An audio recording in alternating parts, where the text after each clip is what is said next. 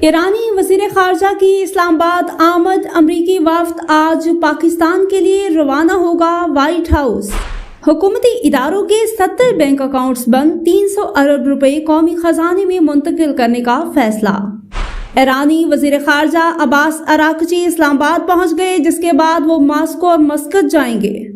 دفتر خارجہ کے ترجمان طاہر اندرابی نے سماجی رابطے کی ویب سائٹ ایکس پر جاری بیان میں کہا کہ ایرانی وزیر خارجہ عباس اراغچی کی سربراہی میں ایرانی وفد آج اسلام آباد پہنچ گیا ہے۔